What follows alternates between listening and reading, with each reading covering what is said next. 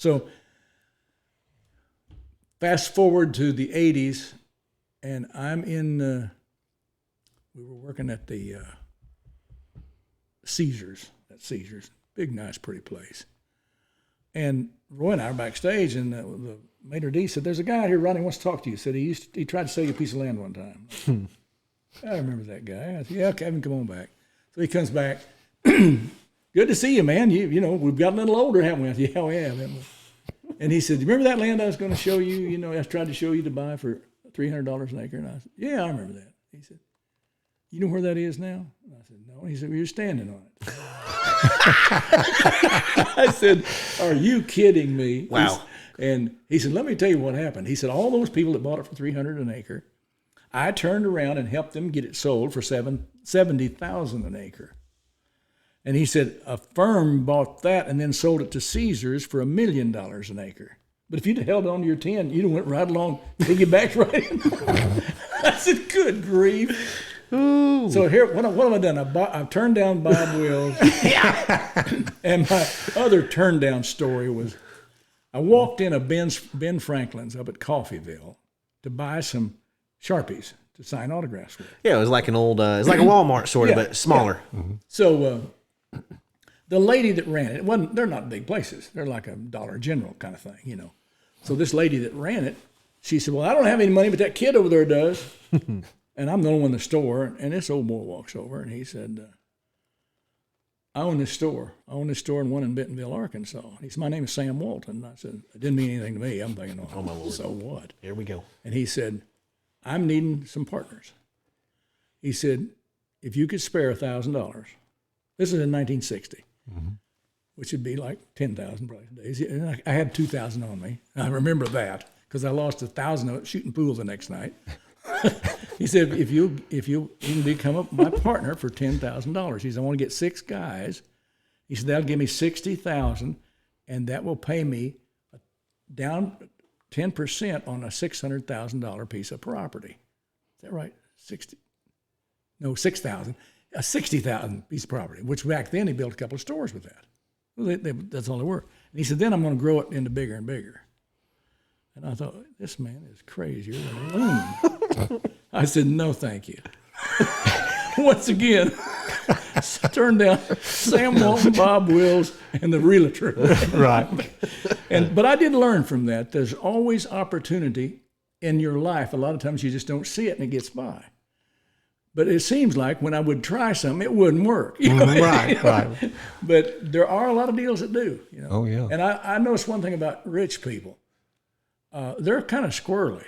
They'll take some real risky chances, you know.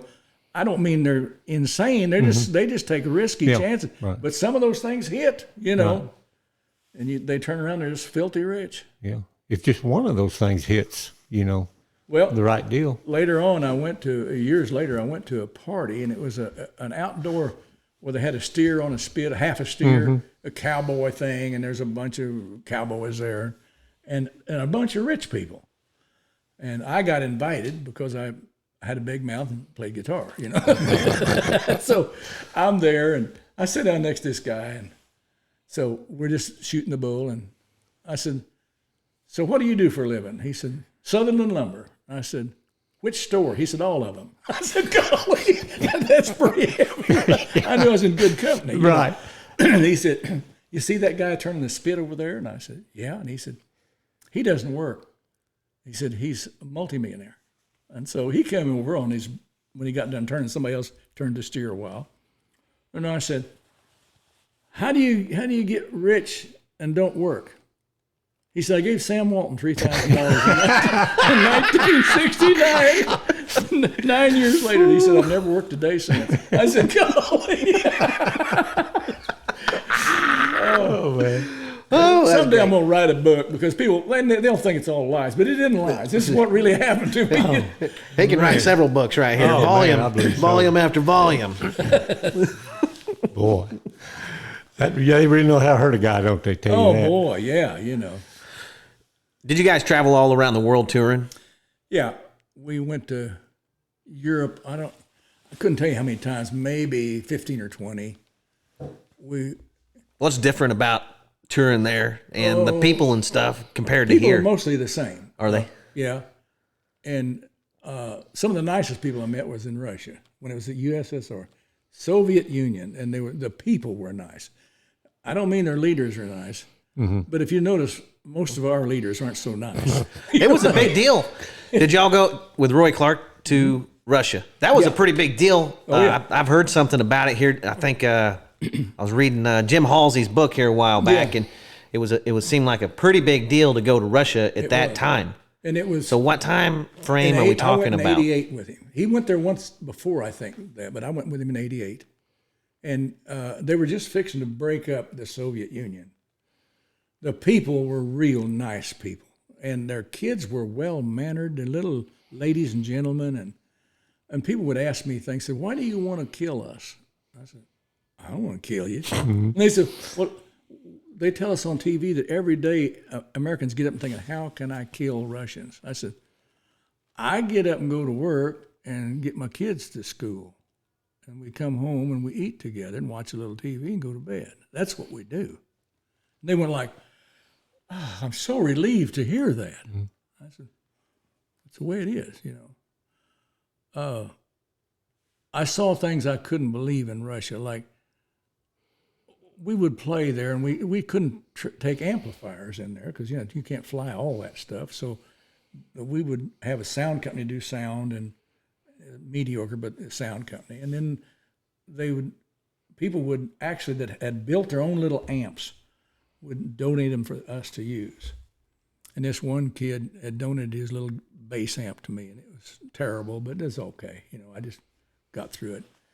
When I was done, he came up to get his amp, and I said, here, hold on a minute. And I pulled out a $20 bill, and I said, that's for using the amp, because $20 to them was like a tremendous amount. They really wanted American currency. And it'd be like thousands of rubles, you know. And he said, I don't want your $20. He said, I'll tell you what I would like to have is your bass strings. He said, we can't get them here.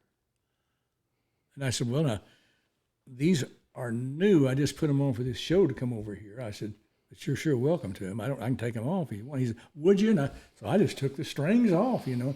I handed it to him, and he held them like this. He said, you don't know what this means, man. When we did that show in St. Petersburg, a couple of 17-year-old boys were out in the crowd watching us play, and Roy asked me to do Johnny Be Good or something, Chuck Berry thing. So I sang it, and they jumped up on the stage, and one of them had found a Confederate flag. And he had it wrapped around him, and he's dancing around. We didn't care. That's part of the show, you know, to go to it. Well, cops come out there and grabbed them both, took them backstage. So I was concerned. So when I got into the show, they had both those boys in handcuffs back there in the back, sitting down, waiting on some paddy wagon. And the police were there. And I said, what are these boys handcuffed for? And they spoke English, and they said, they embarrassed us. I said, didn't embarrass us. We had a ball. They were part of the show. We loved that. And I said, my gosh, that's nothing. They said, they're going a year in prison for that. And this kid looked at me, and he said, sir, that's okay. It was worth a year in prison to get to dance. I said, and our people gripe about their little problems? Oh, everybody ought to travel. Pick a country. Just go to it and come back home and kiss the Mother Earth right here.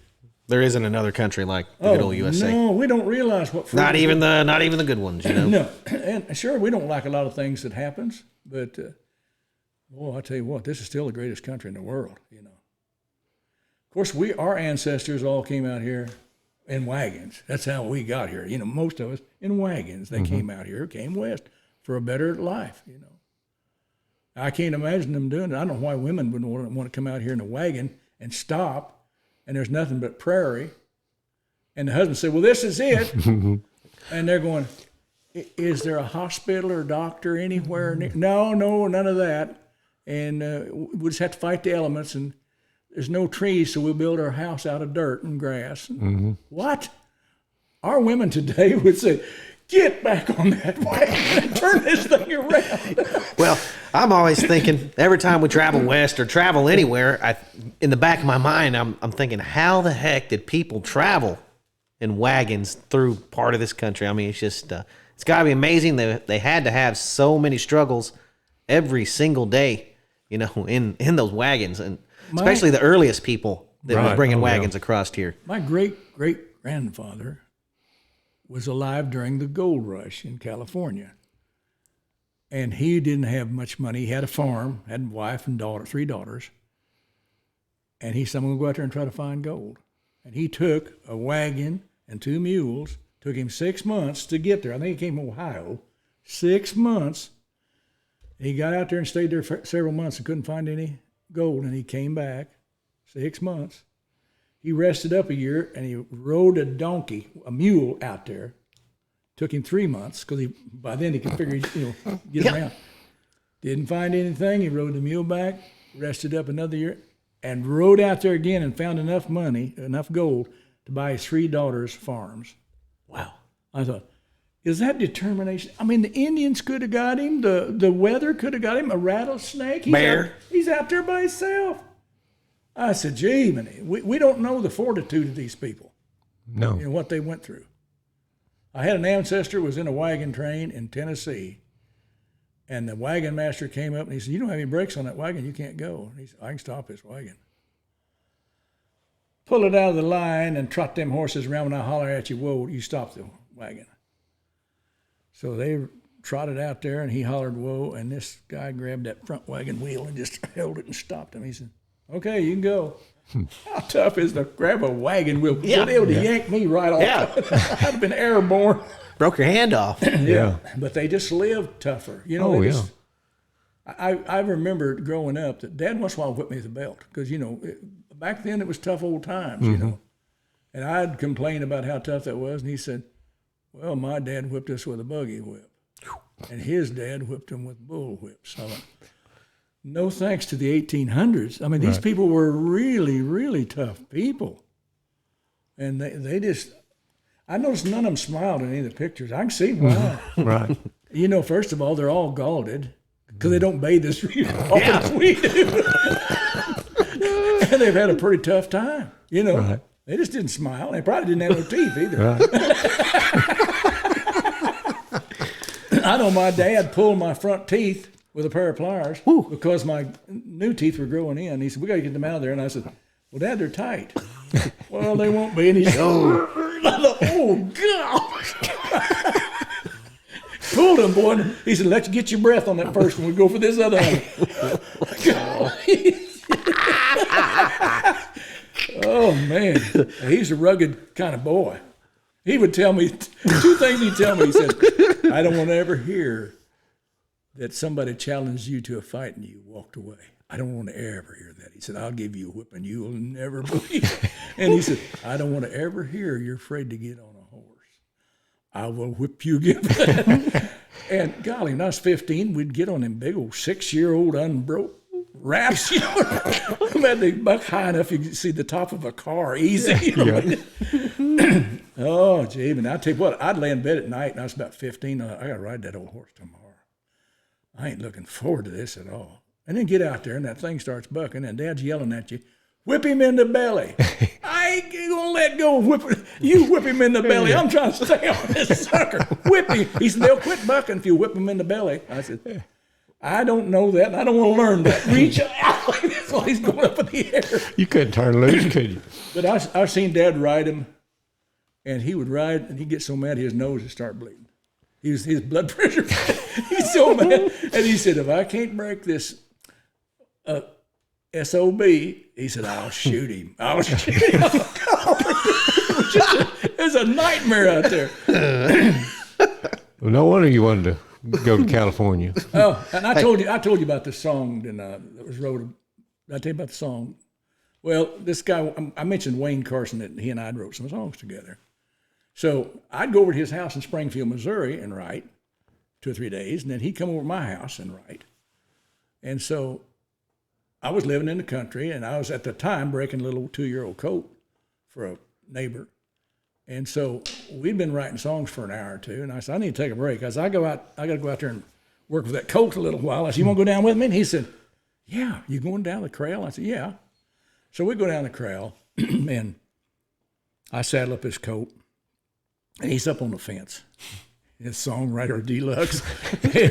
And I get on this colt, and he starts crow hopping with me. But he ain't bucking that high. You know, he's So after he hits 5 or 6 jumps, well, I yanked his head up and slapped him, you know, and I said, cut that out, you know. Well, then he's okay. I looked over Wayne, he's on the fence, he's going. So he said, you're a real cowboy. I said, no, I'm a dude. I said, everybody can do what I did. I said, I know real cowboys. I'm not one of them. He said, no. I saw you ride a bucking horse, and I know you. You're the first guy I've ever got that close to that rode a bucking horse. I thought, good grief, he's never seen anything. So we go to the house, and after a while, he leaves and goes back to Springfield, and he calls me in about 3 days, and he said, Rodney, I wrote a song about you. And I said, what about? And he said, well, you sing, play music. And he said, I watched you ride that bucking horse. And he said, I wrote this song called A Horse Called Music. And I said, what? He said, let me sing it to you. So he sings this song, and it wasn't a bad song. He really did a nice job. Willie Nelson cut it. Merle Haggard cut it with Willie, I think. Yeah. And it's a #1 song. And I was so embarrassed to tell any of my cowboy friends, well, I had a cowboy song written about me. So I never told anybody. I'm just telling you all now. But oh, it was just embarrassing that all of the good cowboys I know that ain't had a song wrote about him, and then I get one cut by Willie Nelson. Horse Called Music. Wow, that's something else. And listen to this. I just noticed this earlier today.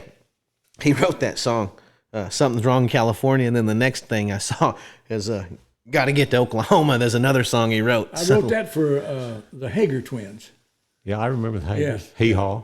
I got to get to Oklahoma because California's getting to me. Yeah. Uh-huh. Yeah. I don't know. I just thought it was kind of funny. And they died pretty much close together, like a few months apart. Really? Yeah. And they weren't that old. I don't know what when one died, the other just didn't last long. You know. Oh. Well, were you on Hee Haw for that whole run? 13 years. Wow. Yeah, 13 years. Where'd they film it at? We filmed it at the first time downtown at Channel 5, but then we went out to Opryland and we did the rest of them out there the next year. And, you know, nobody thought that would take off. I mean, you know, the critics hated it, and they just thought that's too stupid. We had 36 million viewers. I know. I'm real surprised. Everything comes back. I can't believe Hee Haw hasn't made some sort of resurgence yet. So we got the band. Those people that count the number counters would figure, like these music companies. They said if 36 million viewers are watching, a tenth of that is 3.6 million. And if 10% of those are musicians or bass players or guitar players, you know, there's still a ton. There's 300,000, you know, the possible customers. And so every time we go in there, they'd say, here's your new stack of instruments. All you got to do is play them on one of the shows once, and they're yours. So we'd go in there and line up all that stuff, and we get out there and ding-a-ding-a-ding-a-ding. Boom. You know, and we'd go in and do maybe 13 songs in one hitch, and we just change shirts and, you know, keep going. Man, we'd had stacks. I've still got instruments at home that I've still got from all that. I ended up had 35 basses before it was done. 35 basses. Wow. Everybody who's anybody went through that show. Oh, yeah. And so many characters worked on the show, regulars, you know. Oh, yeah. And I tell you, we'd go somewhere, and I know we were in Vegas once, and we were backstage for Sammy Davis Jr., and he said, well, I'd like to be on Hee Haw. I turned around and said, Rodney, call and take care of that. Well, then I'd call Sam Lavello, who's the producer, and I said, Roy Clark wants Sammy Davis Jr. on the show. Okay. That's all I had to do. And I did that all the time. Well, one of the last ones I did was Pearl Bailey, the old blues singer. Uh-huh. And she said, oh, honey, I just love to do Hee Haw. And I said, well, you got it. Rodney, call Sam. I called Sam. He said, the Pearl Bailey wants to do Hee Haw. I said, I'm sitting there right here with her. Yeah. And she died. This was like in the middle of summer, and by the fall shooting, she died. Because we filmed in June and October. did the whole year in those 2 months. So we didn't get tired of people. Right. We would we'd set up the barbershop, and we'd do barbershops all day. Boom. Yeah. Archie Campbell. And they'd all be there for that. Yeah. And then we'd do another scene like that. And then all those pieces of film went to L.A. where they spliced them all together into a show. And, Junior sample, BR549. old Junior. He had to be just like that. Nobody could act that. No, he's really. Yeah, that was him, really wasn't stupid. He got it in his mind that he was a big shot, and he flew out to L.A. to the production people, and he said, "I came out here to explain to you people about country comedy." And they said, "Go get your ass in a car and get out." I'm sorry, you can cut that out. No, that's all right. That's all right. I said, oh my gosh! all right. Yeah, they ran him off. They said, "No, you're not telling us how to do this." Oh, mercy. Oh, he's something. Yeah, he was. But I watched that show every I'll tell you night. another thing. A lot of people thought that those women would be wild, and they weren't at all. Those women were mostly married or had boyfriends, and they would just come to work and do their job, and everybody was ladies and gentlemen. I don't know if that shows or not. Yeah. There was no hanky-panky. There's no grabbing and none of that. We didn't do that. No, that was just a good, clean show. And the only one on Hee Haw that ever kissed me square in the mouth, was Minnie Pearl. And I don't know what she was doing. We were in Dallas doing a show. It was on in 2020. They were filming for 2020.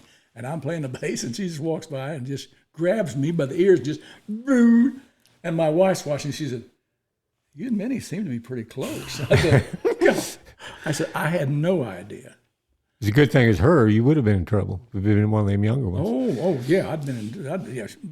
She's not going to worry about Minnie. Right. Yeah, I'd have been in real trouble. But I played tennis with a lot of those girls. They play tennis. You get tired. You just go do something different. Quinella Hutton, was that her name? Oh yeah, I knew her quite well. I did a Broadway play with her. What was the dark-headed she was Sunshine or something on the show? Well, Lisa Todd was on. Yeah. She was kind of eccentric. Yeah. Spacey kind of when you talk to her. She's all right. She just was in another place. Yeah. And then that one girl that ended up marrying Kenny Rogers, what was her name? Yeah. And she's always her. in the swing, and I can't remember her name. What was her name? I don't know it. I think I made a movie with Benny Johnson. I wasn't there the days he was shooting, but it was, if I remember right, I did a half a dozen movies, but one of them was Pat Garrett and Billy the Kid, and they loaded that thing up with a lot of character actors, a lot of them, like Chill Wills and Jack Elam and Oh, wow. different ones like that. And I think he was in that, as I recall. I love Chill Wills. He's one of my favorites. He was cool, wasn't he? Oh, he was a cool guy. Yeah, he was. We shot it down in Durango, Mexico, and Bob Dylan was in it. Yeah. And golly, even that far away, now we're 70 miles out of Durango, out at this set, and people would bug him to death. They'd drive in there, there's Bob Dylan. I felt sorry for him. Mm-hmm. And he would put his head down. They tried to take his picture. He put his head down like that. Yeah. With his hat. So during lunch hour, you could sit at the tables, or you could go out and sit under a tree or something. So I'd always go to the big old flat rock out there, and I'd go out there and eat there. The breeze and everything, it was just nice right there. Well, Bob Dylan walked up one day with his plate. He said, "You mind if I sit here?" And I said, "No, go ahead." So we're eating. And I thought, what can I say to him? What can I say to him that wouldn't be, And Chris Christopherson was in the movie, too. Yeah. Two great songwriters. So I just started talking to him one day. I said, "Bob, you got kids?" He said, "Yeah." I said, "I do, too. I miss them." I said, "This is okay, but I'd like to spend a little more time with my family." He said, "Boy, I would, too." We just became good friends. And no, he wouldn't let his picture be taken by anybody. But the day we finished up, they said that we were done shooting. I said, "Bob, here it comes." And I said, I told my wife that I know you. I called her. And I don't know if she believes me or not. I said, "Can I have my picture taken with you?" He said, "Sure." So I got my picture of Bob Dylan. Oh, wow. And then I got Chris Christopherson there, and I got my picture taken with him. And so I come home, and I'm showing them to my mother. She said, "Wow, those are big songwriters, aren't they?" And I said, "Yeah." She said, did you tell them you wrote songs? I said, no, I didn't. That's all I knew. Well, I write songs myself. Right. Yeah, what a dummy I sound like. I said, I can't even get on that level, No. She said, well, you should have told them. And I said, well, that's just mother's love. I said, that don't work in the real world. Right. What was James Coburn in that too? Yeah, he was. What kind of fella is he? I'm going to tell you the truth. He looked tough to me. Scared to death of a horse. I mean, petrified. we're shooting one scene, and I was basically a writer. That's all I did. Can you imagine? A dude, but I'm a writer. And wrote a song about him, famous one. So they would, one day they said they're going to have James Coburn and the posse riding into town at a lope, ride up to the saloon, saddle, get off your horse, and go in the saloon. That's all you had to do. So we shot that thing all day long, that one scene. Ride into town, ride up the saloon. Take her again. Okay, let's break for lunch. Now let's take her again. Every time he'd say, he's trying to run off with me. And I said, no, he's all right. I had a stunt man over on the other side, and I'm on this side. I said, we'll stop him. So we'll grab him, stop him. And I said, if you don't want to do that, grab a hold of one of us and we'll pull you off. Oh, God, I can't do that. So he'd do that. Then when we got up to the saloon, he'd have to get off his horse, and he's real brave again, just as like a hero. Let me have a drink of water. Yes, sir. This old dusty land's getting me. We have grass where I live. Well, you're going back to thinking about being down there in Durango, Mexico. Yep. Out there on the set with old James. You get out of Durango back then. That was in like 72. And there was little towns around, and sometimes we get in a Jeep and ride around and look. We had time off. And they lived like the old West. They had horses, no cars, horses and buggies, no electricity. It was like the old West. I saw guys with guns on riding around. I thought, even this is just like 100 years ago. I don't know what it's like now. It's probably caught up now, but well, it's maybe like the Roaring '20s there right now. I'm not sure. It's still about like the old West. That was a Sam Peckinpah movie, wasn't it? Yeah. Yeah. And I'll tell you how I got in that. They're hard to get into. Right. So I'm playing in a bar, and this guy comes in who's a stunt man. And he had on a stunt man jacket, said his name on the back of it, of Los Angeles. And so we talked on break, and he said, I'm getting ready to go down to Mexico and do another one. He said, I was just in what's that guy's name that died that rode a motorcycle, and he had his own show. He had a sawed-off Winchester. Steve McQueen. Steve McQueen, yeah. He was in a Junior Bonner about a bull rider. Yeah. And he was the stuntman. He rode the bulls. So anyway, he said, going down and do another movie. And he said, would you like to go down and be in it with me? And I said, yeah, but I don't know anybody. He said, I can get you in the movie. So if you want to do it, it's a done deal. I said, okay. And I told him, I had to explain to my wife, I'd be gone a month, She'd have to do chores. It's the cowboy way. Yeah. It's the cowboy way. See you in the fall if I see it at all, honey. So she took it pretty good. And so I get ready. After a few weeks, we're getting ready to go down there. And this guy comes in. He said, that deal's off. I said, what do you mean it's off? I said, I've told everybody on the stage here, been playing this bar for 6 months. You tell me I ain't going? He said, no. I said, have you got Sam Peckinpah's phone number? He said, well, yeah. I said, give it to me. He gave me his phone number. I called Sam Peckinpah home in Hollywood. And I said, do you know this Steve Maxson? He said, oh, yeah, that guy. I know him. He just acted like, well, I don't. Yeah. So I said, well, he told me I was going to be in this movie. And then he tells me, and after I tell everybody on stage I'm going to do this movie, then he said, no, that deal fell through with. He said, you come down, I'll put you on a silver screen. I thought, Sam Peckinpah, that's how I got in the movie, So I go down there, and then I look around, and here's all these stars walking around. And I thought, what am I doing here? So I had let my beard grow. It was kind of bushy looking. And I was chewing tobacco. I did get a chew, look the part. That made me sick. But so I had on a cowboy hat and jeans.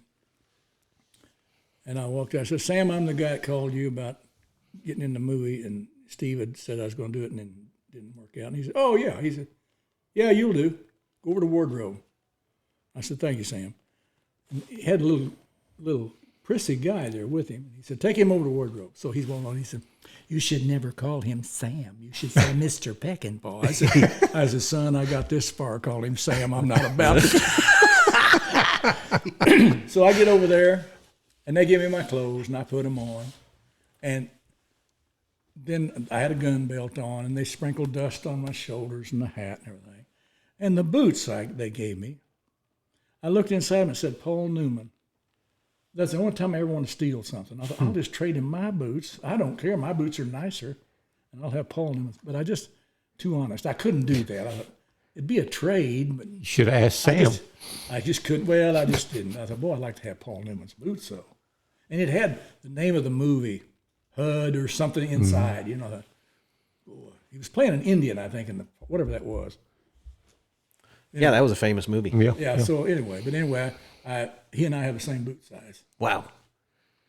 That's crazy how they reuse all those props back then. And today, that would be definitely right when that movie's over, a treasure And right off the I bat. tell you what, Sam was his crew, you didn't pull that pistol out of that holster or you get fired. If you weren't supposed to be doing that, they checked those guns over and over and over. And when I saw this guy shoot at somebody, a camera lady, that would never happen in a Sam Peckinpah movie. And all of his movies were violent. They talk about how many barrels of phony blood they had to use to shoot a movie. But they were very careful about the firearms. You did not mess with them. Yeah. And even you would check the gun, they would check the gun almost on a daily. They'd say, when you get the gun, they always say check and see if there's anything in it, and they'd check it. They were that critical, you know. Right, they have to be. And then when we got ready to shoot a scene where we're going to shoot, then they would put the stuff in there for you, the blanks. Right, yeah. When you think all the westerns that have been shot over the history, all the bullets have been shot, and I guess that's the only one I know of. I do too. And how in the world did live ammo get on a movie set? Doesn't even make sense. That doesn't make a bit of sense. Yeah. And why would you point it at somebody and pull the cameraman pull the trigger? Well, he said I pulled the hammer back, and he said, "Okay, we got that." And he said, "Just let it go," and it went off. Yeah. I said, "Well, I want to say you're still ignorant for not checking it yourself." Right. You should have said, "Whoa, that don't look like a blank. Blanks look different than a real bullet. You know that. They don't look right. They're not solid in the bullet part of them." Right. But it killed that girl right off, and it hit the director, I think, hit him too. Yep. But I'm sure there's going to be some tremendous lawsuits when that's all settled. It is a very unfortunate thing that happened. Yeah, it was terrible. You know, something you don't even think about happening. No. How the hell could that happen? And I feel sorry for him too, for sure. But he just should have. You know, he was in production too of that movie. He should have took care of things. But when you think not just all the movies have been made, but all this old serial westerns, the Lone Ranger and Hopalong Cassidy and all that stuff, Roy Rogers, and nothing like that's ever happened. Well, I think maybe what was it?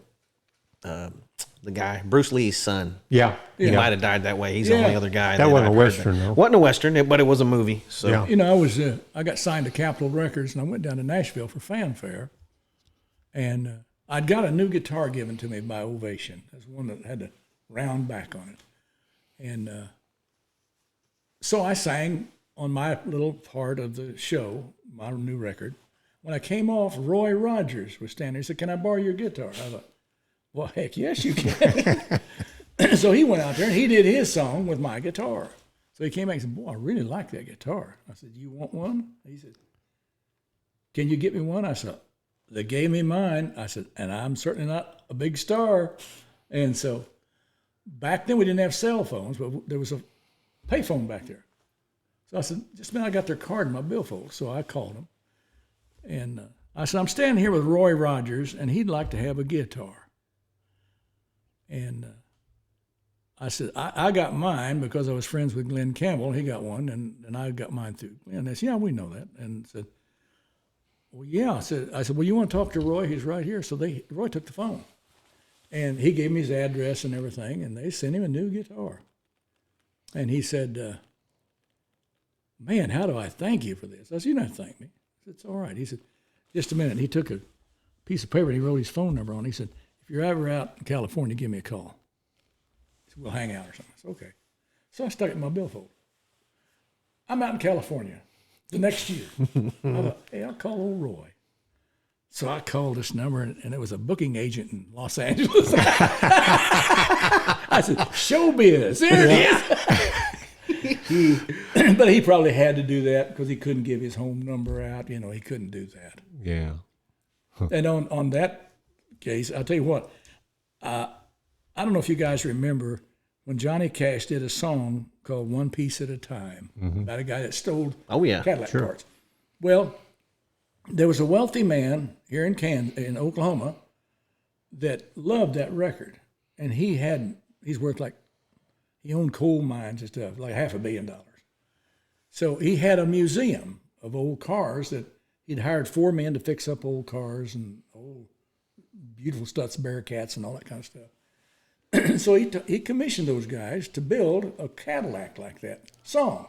They'd have to listen to it, and then it'd have like a big fin on one side and a shorter fin. It had 2 headlights on one side and 1 headlight on the other. It had 1 door on one side, 2 doors on the other. They fitted all that. It looked beautiful. Then across the top, it's like he raised the top, and in neon light, it put 1 piece at a time, blinking off and on. And he had speakers under the fenders, and it was singing, I had it 1 piece at a time, and blasting out. Well, it's a beautiful car. And so I'm over looking at it, and he and I had been friends a while. And he said, I would like to give this car to Johnny Cash, but I can't get word to him. He said, do you know Johnny Cash? I said, I've never met him in my life, but I know where his office is. I said, you and I could drive this car down Nashville and drive it over to his office. He's usually there every day when he's not on the road. And I said, we just take our luck. He said, oh, we won't drive the car down there. He said, we'll put it in one of those closed-in vans, and I'll have my men take it down. You and I'll fly down to my jet. I said, oh, I keep forgetting this. Yeah. I said, that sounds like a winner. So we fly down there, and they went a day ahead and had the car down there ready for us at the airport. So I told him where the office was. Now, I rode in the back. I said, I'm going to sit in the back. So he's up front, and I'm in the back. And I told him where to turn. Finally, we pulled in. He had a little circle drive in his office where the House of Cash was. Well, he jumped out of the car, and I started to get out. There was no door on that side. I only had 1 door over here. It's 2 door, 1 door. You know, so I'm sliding across the seat, and Johnny Cash drives around from the back in a black Cadillac, and he slams on his brakes. And I'm getting out of the car, and he said, and it's going, I had it 1 piece at a time, blink, blink, blink. And he said, seemed like I heard something about this. What's the deal? I said, the man that had this built is very wealthy. He wants to give you the car. Give you the car. And he said, really? I said, he said, well, my agent in New York said something about this. And he said, I just put it away, you know. So about that time, the rich man comes out of the office door, and he sees me standing there talking to Johnny Cash. Johnny's dressed in black. He's got them boots that lace up the front, long coat, and big, tall, dark hair. And this guy went into Jackie Gleason. He was going, he couldn't talk. He couldn't talk. So Johnny just took over. He said, this guy's name is Bill. He said, now, Bill, Rodney here tells me you want to give me this car. And he said, that's right. He said, well, let's go take her for a spin. So Johnny got in. He's driving. And I got back in the back. Bill's up front. And we're driving around Nashville, and people are looking. Johnny said, this is what I need, more recognition, you know. But after a while, we went back to the office, and he looked over at Bill, and he said, you want to give me this car? Give, give me the car. He said, that's right. No strings attached. He said, 1 string. And Johnny went, what? He said, if you ever get tired of it, I want to buy it back from you. Johnny said, you got a deal. They shook hands. They became good friends. And up until Bill died, he died of cancer. He was in his 50s. They were real good buddies. When Bill died, he had divorced his first wife and had married a younger woman. And after Bill died, she started dating Ronnie Dunn. And Ronnie was a good singer around Tulsa, and she wanted, they needed to get in Nashville, so she called Johnny Cash. And he said, yeah, come on down, you can stay in my guest house or something. He had a place there, so that's where they stayed. And then he got hooked up with another Okie there that managed Arista Records. And they had this Kix Brooks they was trying to find a partner to. So Ronnie fit the bill, everybody worked. And the first job, he didn't have any clothes to wear on the stage, and Johnny gave him one of those long black coats. If you see him in his early, he's wearing one of those long black coats. And I said, what goes around comes around. He gave Johnny a car, and Johnny turned around and helped Ronnie get started. Through Bill's widow. Through his wife. Yeah. And I thought, you never know. I've learned one thing in life, and that is if you say something bad about him, anybody, it'll get back to him. Yeah. But if you say something good about him, it also gets back to him. Mm-hmm. And I've said, haven't you said something nice about somebody, and they come around a month later and say, thank you for what you said. That happened to me with Ronnie Dunn. Ronnie put out a record called Boot Scootin' Boogie. And there was some guy in Oklahoma said he wrote it. And he ran a little club in Oklahoma, and Ronnie would go in there and sing it, and he taught him the song. And he said, so he sued Ronnie Dunn. He also, in the thing, he said, go talk to Rodney Lay. He worked at my club all the time, and he heard me doing that song. I never worked his club in my life. So I get a call from an attorney in Tulsa, and he said, I need to talk to you about the suit against Ronnie Dunn. I said, what do you want me to do? He said, all I want you to do is testify that you heard this club owner singing this song. And I said, well, that's a lie. I've never been in his club. That's a lie. I said, this cat is lying to you, and you're going to end up really being embarrassed. I said, if this guy's such a great songwriter, his first song out, he wrote Boot Scootin' Boogie. I said, what else has he wrote? Well, just that one song. I said, that's impossible. I said, I've wrote 300 songs, and outside of 3 or 4, they've all been nothing, Mm-hmm. So I said, that's impossible. You don't just step out and write a hit song. So Ronnie Dunn's roadie was talking to my son who lived in Nashville, and he said, oh, by the way, Ronnie wanted me to tell your dad that he thanks your dad for speaking up for him on that lawsuit. I thought, see how it gets around. It just gets around, don't it? Mm-hmm. It ended up, Ronnie's lawyers said, go ahead and pay the guy $25,000 to get him off your back because it isn't worth it. He said, but he didn't write it. He said, I know that. Pay him and shut him up. That's what they did. But Ronnie by then was making millions. But still, what's right is right to me. Right. I wouldn't have given him a nickel, but I'm not Ronnie Dunn either. No. What about the Wild West? We were rock and roll, Rodney and the Blazers, and when you're in rock and roll, you got a few years. I don't care where you can be the Eagles, you can be the Doobie Brothers, the Beatles, the Rolling Stones. You got a few years. Rolling Stones have stayed longer than anybody ever saw. I never saw such an old bunch of guys still doing it. I know. But most of them, they have their time. Well, we had our time. And so we started learning some country songs. And we said, let's change the name to something. We're still kind of wild. We're still playing a little rock and a little country. So we called ourselves the Wild West for Western music and wild rock and roll. And then we did that on through Hee Haw. We kept that name on Hee Haw, So, and then Dottie West came out and named her band the Wild West. I said, come on, Dottie. We're on television every week, and we have been. But I don't care, Right. They're going to do it. They're going to do it. When did you play Pawhuska? Oh, my. I used to play the Whiting Hall over here. Who are you? What was that old boy's name? He was gray-headed. He ran the Whiting Hall. Oh, up there, those 3 flights of stairs. Mm-hmm. We'd go up there sober and finish drunk and come down those stairs throwing our amps, and they're just boom, boom, boom, boom. We was drunker than a skunk. And then sometimes it didn't play. We had to have them fixed. Oh, that's a hall. A lot of famous people. Jerry Lee played it. Bob Wills played it. Bo Diddley played it. Bo Diddley played it. Chubby Checkers, I heard. Wow. Might have been. What was that old boy's name? I can't remember. I know who you're talking about. I know of him. And I used to go over to Fairfax and play Jumps roller rink, and old WL Jump. I remember him because, that was quite a place, too. And I was over there working with the guy that recorded Candy Kisses, George Morgan. Yeah. Lori Morgan's dad. Yep. I'm playing bass. So George mentioned over the microphone, he said, Bob Wills' widow is there. Mrs. Bob Wills is here. So on break, I went over there to talk to her. I said, you don't know me at all. I said, I'm playing this band up here. And I said, when I heard your name, I said, I had a chance to work with your husband, and I turned it down.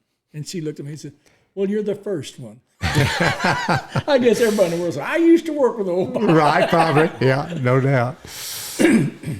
That's crazy. You playing any music now? Yeah, I play bass, and I just finished touring the United States in December. And I told him, I said, I'm getting a little old to go out there another year. I've been out there 3 or 4 years doing that Hee Haw reunion thing. And I play as good as I ever did. I just don't have the heart to go out there anymore and do that, It's too hard to go through airports carrying a bass guitar for a half a mile from one plane to the next, and when you can't get one of those rides when you need it.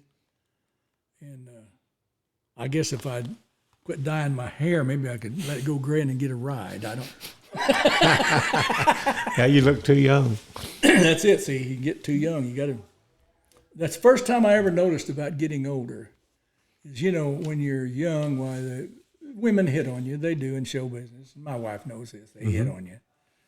And I got to that age one day where these 2 young girls came up, about 18, and I'm getting ready to get on the bus, and they call me Mister. They said, Mister, can we look up in the bus? I went, oh, it's happened. Yeah. I'm Mister. You knew you'd done, didn't you? Yeah. He's even acquainted with the largest movie star possibly in the world still that I read. I don't know if it's true or not. Tom Cruise.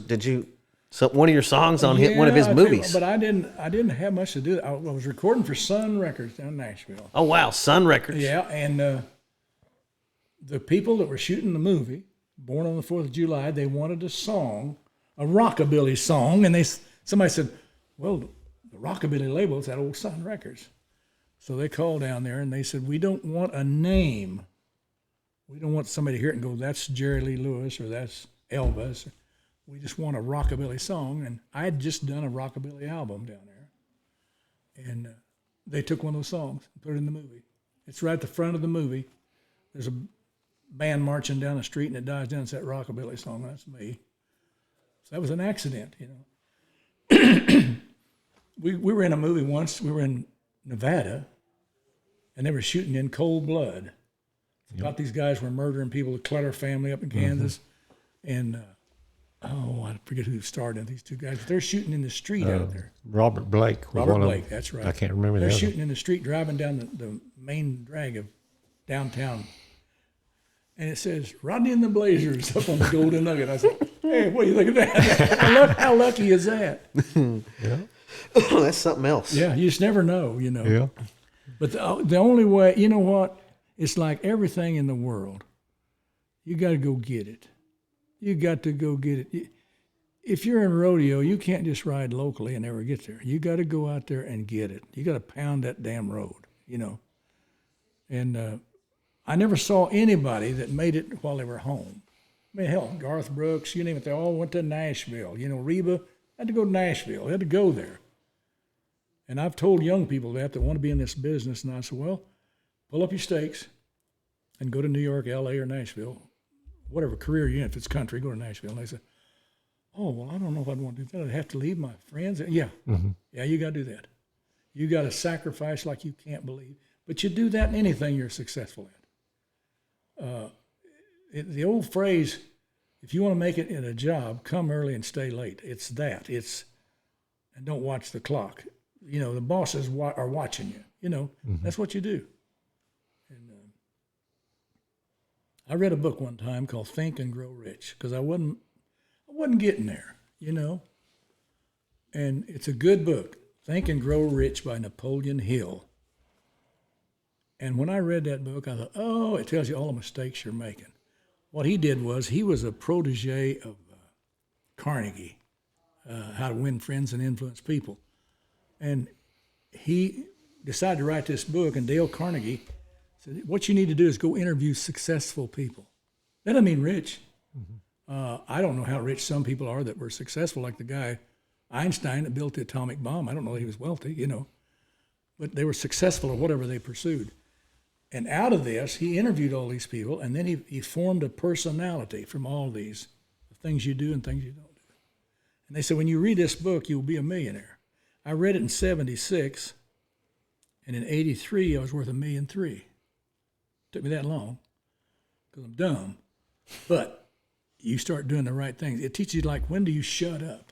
When you're in the business, when have you oversold? Like if you're selling a guy a horse, and he's already said, I'll take it, shut up. Don't keep going, no one of you did a good deal. Don't do that. You can talk him right back out of it. And have you ever been in a meeting and you see some guy talking too much, and you're going, he needs to shut up right now. He needs to shut up right now. And it'll teach you all of that, the things to do. And learn things like, if a boss asks you something, never refuse him. So, well, I'll sure give her a try. You're not guaranteeing him that you'll do it, because you may fail, but I will give it a try. And that's what he wants to hear, you know. And you're not really blowing smoke at him, because he'll buy that quick, you know.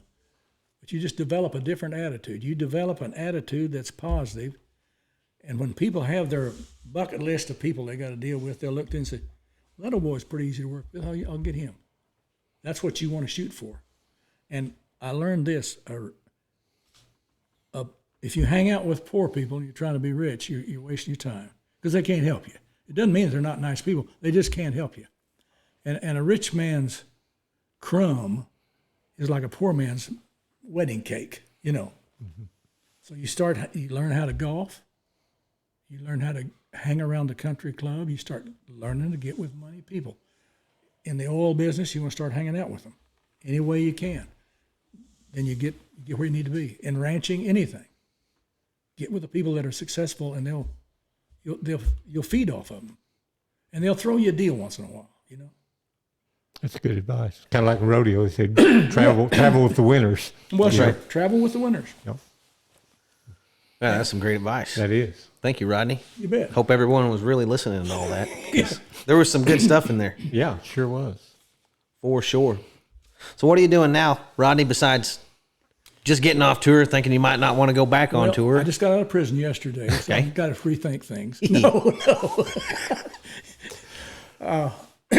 You know, I'm retired, and I'm enjoying life. And it's great to say when somebody says, Rodney, we're going to start this project, and we want you to be a part of it. And I'll say, no. And they said, why? I said, because I don't want to. Because all them free things you get into, pretty soon you're working like a son of a gun, you know. We want you on the board of directors or something. No, I don't want to do that, because I've been on a lot of boards. You know, as you get older, they'll always say, well, you be on this board with us. They don't pay. No, I'm on all kinds of boards around here. Yeah, everybody. I'm trying to get off of them. Well, Jimbo, you got anything else for Rodney? Well, I just want to know when the book's going to come out. I'm excited I'll for have it, to too. find somebody that can write. I don't know how to do that. I just have to sit down with them and say, turn on your recorder. We'll talk about it. It'd be a shame if you didn't write a book and get all these old stories for history, you know. I bet he's got 1,000 more of them. Oh, yeah. Easy. Absolutely. Did I tell you about when I was a kid? Did I tell you about the gunfighter? Which one? You didn't tell us who he was, though. Did I tell you about the fast draw and he did that? Yeah, I shot the coffee. But you never told us who you thought he might be. No, Long, lanky guy. And he called him. See, our name was Lay, and one of the guys in the Butch Cassidy and the Sundance Kid, their gang, was named Lay. And he'd be about the right age. And I looked him up, and they don't know where he died exactly. They thought California or New Mexico, but they weren't sure. I'm thinking maybe he was still alive. This guy was a super shot, man. But I don't know. To write a book, there's a gal in Germany who wants to write a book, but she's too far away. She said, oh, I'd love to write a book. But she just reads my posts on Facebook, you know. Yeah. Huh. Well, I know we've done 40-plus podcasts, and for sure this is the hardest we've laughed at any of them. I've had a great time today, I Jimbo. have too. I've had one of the best blast. times. And Rodney, if you ever need a roadie, Cody and roadie rhyme. So Cody the roadie, I'm perfect for it. Let me tell you I'll tune your triangle, or I might even step in there and play the triangle because I'm real good at it. Before I leave, okay? Okay. 16 years ago, I was working I'd quit show business. I'd come home. And I got a job. I was working in a plant that rebuilt valves for Phillips Petroleum and any refinery. And on turnarounds where we'd furnish the rebuilt valves. And we got a bunch of acid valves in. And they didn't tell me, but those things cause cancer like a champ. And I had to go in there and sandblast those acid valves, but they were in a sander, and you put your arms through the little holes, but that glass had a crack in it, and I breathed that dust till we got all those valves done. And I started coughing, and I coughed for 3 or 4 months. It just wouldn't go away. So I go to the doctor, and I said, man, I've been coughing for 3 or 4 months. He said, well, let's do an x-ray. So I did an x-ray. He called me up. He said, I think I see something. He said, once you go into Bartlesville, we're going to do a CAT scan. They're not going to find anything, but okay. I just got a little cough. No animal pain. So I went in there, and they did a CAT scan. Called me down there the next day, and these 2 doctors are long-faced as you ever saw. They said, Rodney, you got stage 4 lung cancer. I said, how can I get lung cancer? I don't smoke. They said, what else you been doing? I said, well, I've been working in that plant where grinding those valves. And I said, he said, are any of those cause cancer? I said, well, I don't know. I didn't know at the time. Found out they do. And I said, well, what do we got to do? And they said, well, first of all, we need to go in there and operate and get that main tumor out of your chest. It's about the size and shape of a hamburger patty. And I said, hamburger patty? God. 4 months it had been growing, and I just didn't think about it. You have aches and pains. And so I said, well, let me call my doctor. So I called my doctor, and he said, Rodney, you got cancer bad, Hoss. And I said, yeah, they told me I had a few months to live. And he said, yeah, I know it. He said, they're not kidding either. I said, golly, a few months to live. So they said, he said, I said, what would you do if you were me? He said, I'd go to MD Anderson, Houston. He said, don't go to any hospitals like in Tulsa or Oklahoma City or Kansas City. Don't do that. Little Rock. He said, they'll kill you. He said, go to MD Anderson. I have more patients that live that go there. I said, well, make me an appointment. So he made me an appointment. And he said, they'll see you in a month. I'm going to tell you what happened before that. First thing I did, whenever they told me, I came home. And I went out in the backyard and got on my knees and started praying. I said, Lord, I'm not ready to go yet. I'm still full of life. I'm not ready to sign off. And then for some reason, I thought, in the Bible, because I've read the Bible over the years, that God would talk to Moses and Abraham and Isaiah and even talk to Paul and different ones. And so I just said, God, I said, I'm kind of in a dilemma here. Would you talk to me and kind of tell me what I should do? And I said, I'm just going to wait here real quiet till you talk to me. So I'm on my knees for like 3 minutes. Just not, every time I start to get a thought, I'd go, nope, I just want to keep my mind blank. And after about 3 minutes, here came this voice. It was a thought, but it was almost like a voice. It was so strong. And it wasn't like I talk. It wasn't the way I talk. I talk Okie, and this wasn't Okie. And this thought voice, he said, my son, he said, do you think I have a problem healing your little old cancer? He said, I made the universe and everything in it. He said, healing your cancer is a snap. But he said, I won't touch you. I went, why? He said, because you're about a 3/4 believer. He said, yeah, you believe in my son Jesus, and you believe in me. But he said, you don't really think we do miracles. He said, we've never stopped doing miracles. He said, we have miracles to do every day. He said, do you realize the upkeep on the universe? Just the upkeep. He said, we're destroying worn-out planets and building new ones. And he said, we got to keep the Earth in perfect orbit around the sun. If it got too close, it'd burn you up. If it got too far away, you'd freeze to death. He said, we got to maintain that. He said, that doesn't just happen on its own. So I'm just like, so he said, if you come to me and you're 99% sure that I can do this, I won't touch you. He said, if you have any doubt, doubt's not from me. He said, I don't build universes with doubt. He said, you get doubt from Satan. I went. So I thought a little bit, and I thought, okay. I said, my other option is they tell me I'm going to die in a couple of months. So I said, Father, I guess that I'm going to have to accept you. I'm going to call your hand.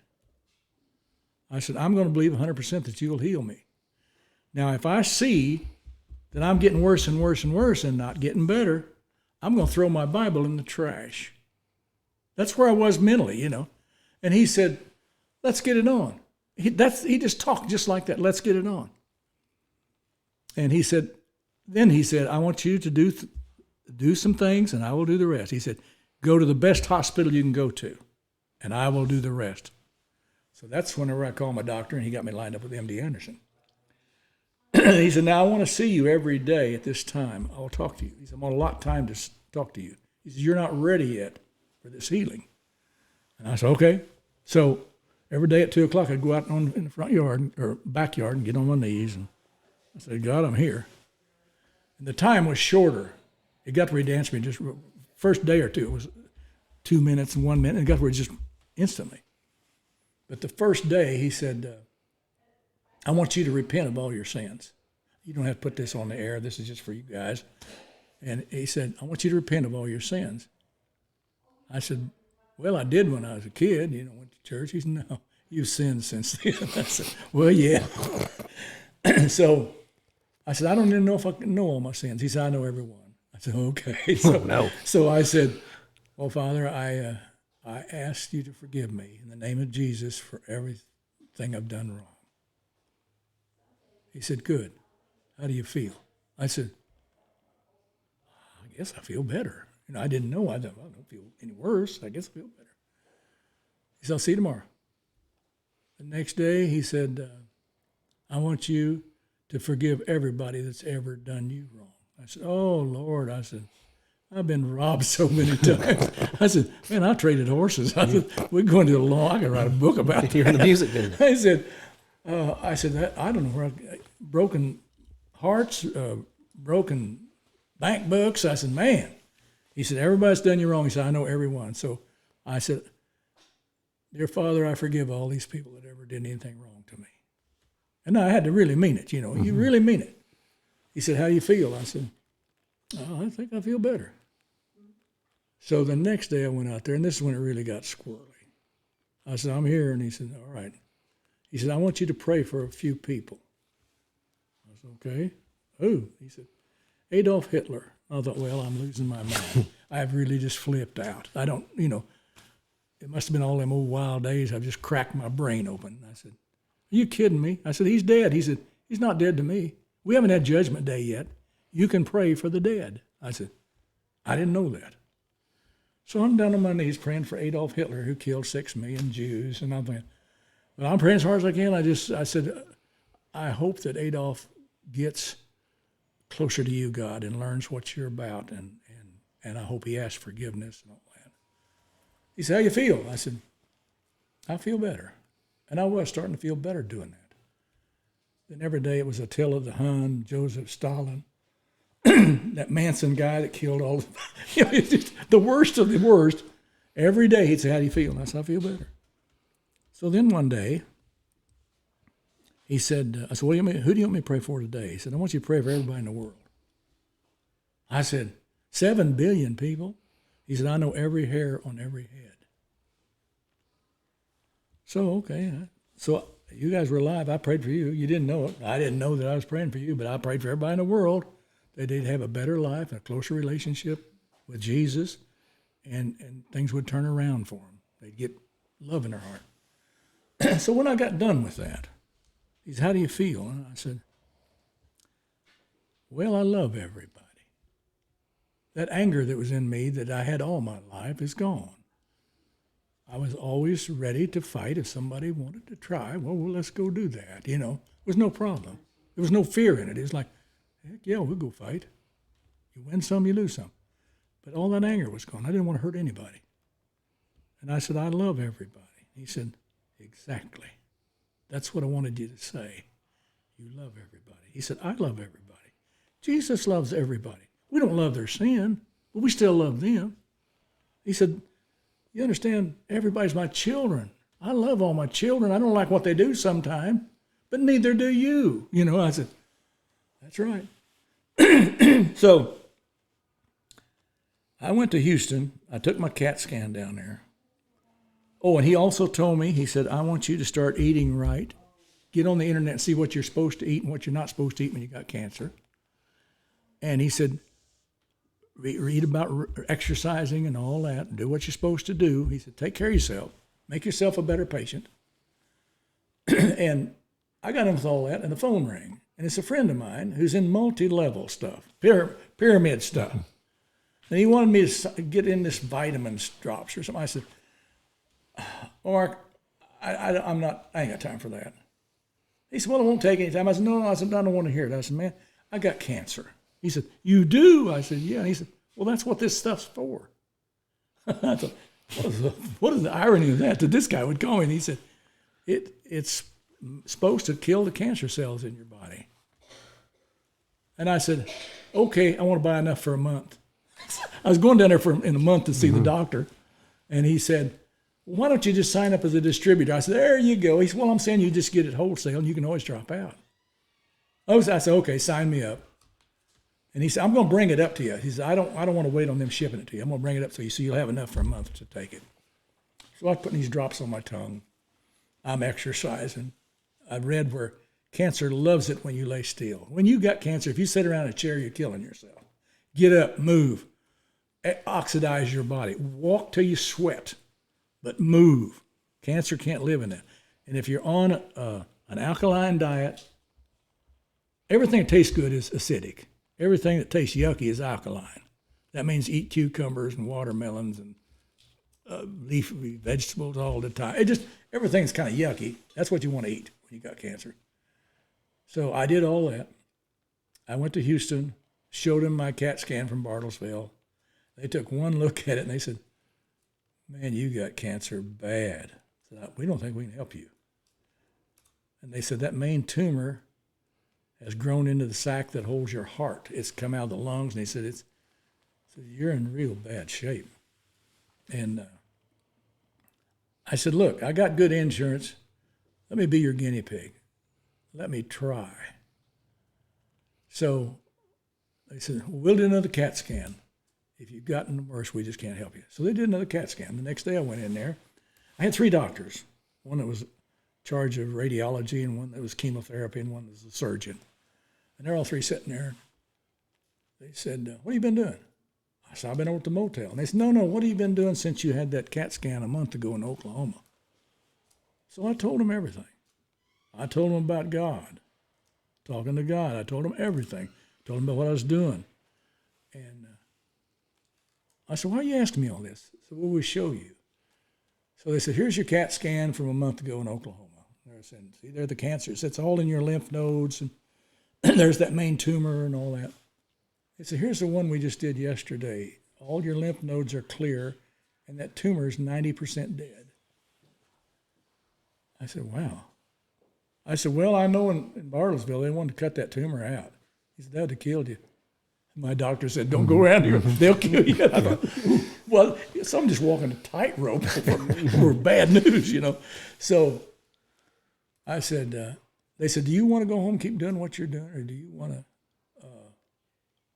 let us work on you? And I said, will you work on me? And he said, yeah, we will now. I said, God sent me down here to go to the best hospital I can go to. I want to get a clean bill of health, if it's possible, here. I'm minding God in the name of Jesus. So they went ahead and filled me through. They gave me enough chemo to kill me. It had killed a horse. And I keep saying, man, I said, this is killing me. And they said, well, we're giving you double doses, but you're a big old strong cowboy. I said, no, I'm a tall bass player. There's a difference. But anyway, when they got done with me, they said, all that cancer's gone now. And they said, the only thing that's left is that tumor, and we got to burn that out with a cyber knife. Now, that's radiation. And they couldn't go straight in because it went right into my heart. So they had to go at an angle across here, and they built a body form for me to lay in. And they tattooed 2 little spots on me and lined those up with laser lights so I'd be perfectly in the same spot every time I laid down in that thing. And he said, I just breathe slowly. And they'd hit that thing across. 35 days I did that, and my chest was just a raw, oozy, big old spot about the size of a baked potato where they'd burnt all that through there. But they burned that all out. And when I got done, they said, you're completely cured of cancer. And they said, we're going to tell you something. You had a 2% chance to live when you showed that first thing to us. And they said, you are a miracle. They said, you are a miracle. I'm thinking, a miracle? And they said, you should be dead. You are a miracle. And I went, God said, I'll do the rest. That's what, it kept coming back. God said, I'll do the rest.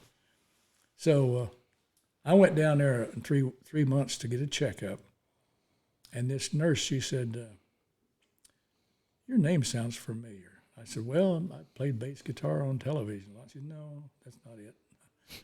You're the guy that's supposed to be dead. You're the miracle guy. You got all the surgeons and people down there talking about Jesus. I said, I'm not a preacher, you know. So I went down there at 6 months, and I got a PET scan, and this guy came out there, and he said, what's wrong with you? And I said, what do you mean? He said, everybody has cancer cells in them. You don't have any. I said, well, they told me that I probably would never get cancer again.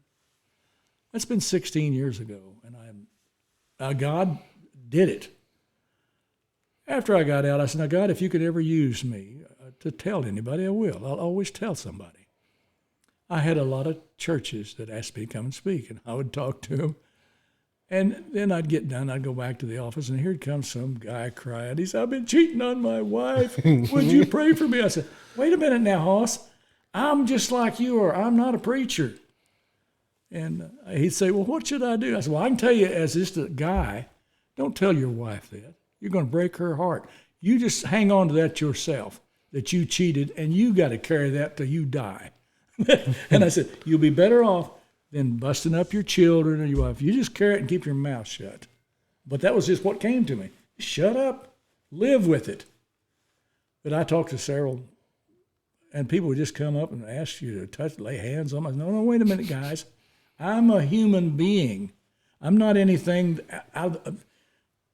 Jesus is a guy you need to talk to, just like I did.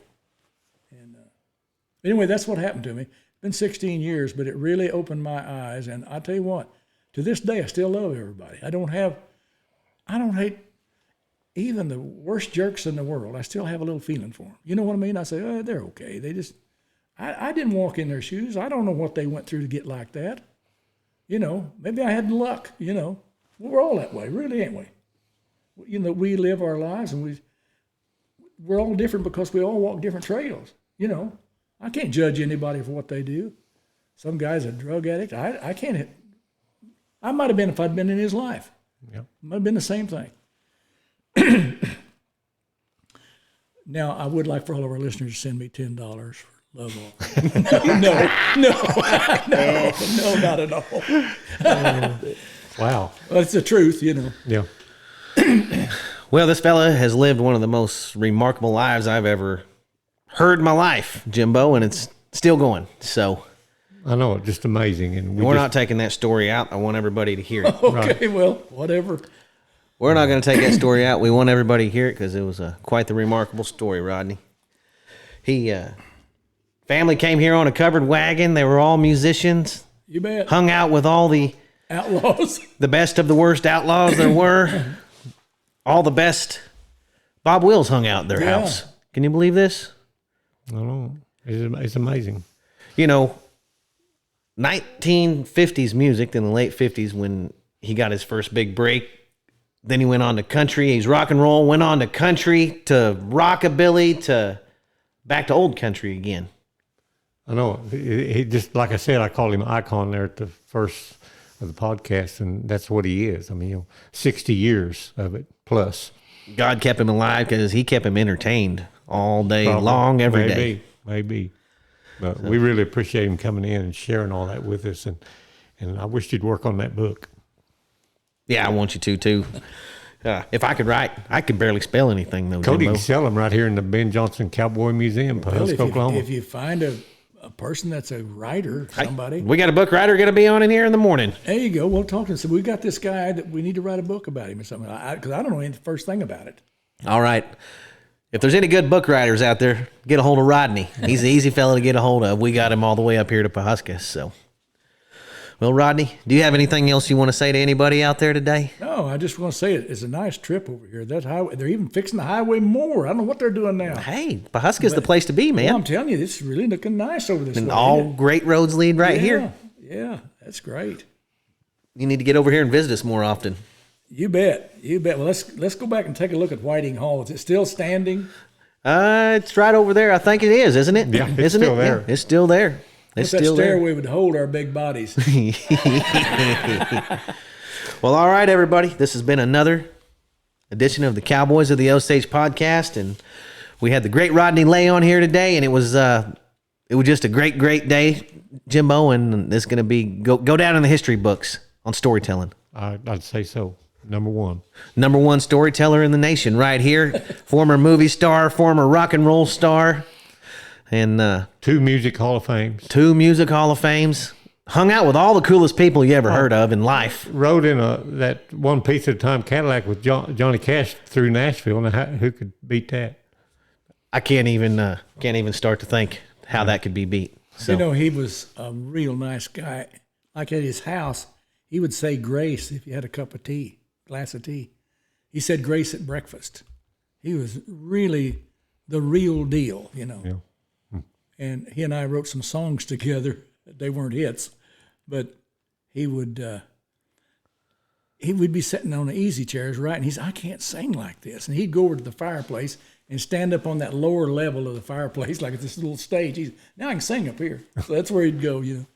And we wrote 2 songs in 3 days. And he gave me the tape. It's one of those little bitty cassette tape players. And he said, you and I need to get in the studio sometime and do a demo on these so we can pitch them to people. He said, you watch it because I'll lose it. I brought it home, put it in my desk drawer in my office. Our house flooded, and I lost everything. And I didn't think about it till months after. They came and took all that stuff out of the house and hauled it off, and that tape with Johnny Cash is in there. So I lost it. Ain't that a lick? Those things happen. You've had the best luck I ever heard of and some of the worst luck I ever heard of. Yeah, you bet. And we sure appreciate you coming on. And we're going to let everybody know about you. Well, Cody, I thank you very much. And Jim, you guys are real nice guys. Good to talk to. Thank you. We're just glad to help keep your memory alive. And this is going to be one of everybody's favorite podcasts from here on. Gotta be. Well, thank you, Rodney. Thank you. We'll see you next time, man. Bye-bye.